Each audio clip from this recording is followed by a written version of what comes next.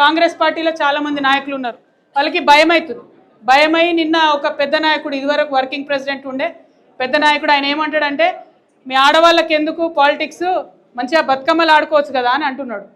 నేనేమంటున్నా, మీ కాంగ్రెస్ పార్టీ బతికి బట్టగట్టిందే ఆడవాళ్ళ వల్ల. కాంగ్రెస్ పార్టీ నెహ్రూ గారు చనిపోయినాక ఇందిరాగాంధీ లేకపోతే కాంగ్రెస్ పార్టీ అనేది లేదు, ఆమె వల్ల బతికింది. ఆ తర్వాత రాజీవ్ గాంధీ గారు చనిపోతే క్రైసిస్లో ఉంటే సోనియా గాంధీ గారు కాపాడింది కాబట్టి కాంగ్రెస్ పార్టీ బతుకుంది. ఇప్పుడు మరి మహిళలు అవసరం లేదంటే ప్రియాంక గాంధీ గారిని ఎందుకు తెచ్చుకున్నారు మీరు? ఆమెను ఎందుకు ఎంపీ చేసిండ్రు? మన స్టేట్ ఇన్ఛార్జ్ ఎవరు? మహిళ మీనాక్షి నటరాజన్. అన్నిటికన్నా ఎక్కువ నేను ఇవాళ కాంగ్రెస్ పార్టీ మహేష్ కుమార్ గౌడ్ గారిని, రేవంత్ రెడ్డి గారిని అడుగుతున్నా, ఇది మీ పార్టీ అఫీషియల్ వ్యూనా? ఆడవాళ్ళు కేవలం బతుకమ్మలు ఆడుకోవాలనా? ఆడవాళ్ళు పాలిటిక్స్ మాట్లాడొద్దా? ఆడవాళ్ళు వచ్చి పని చేద్దా? దీన్ని మీరు ఖచ్చితంగా ఆన్సర్ చేయాలి.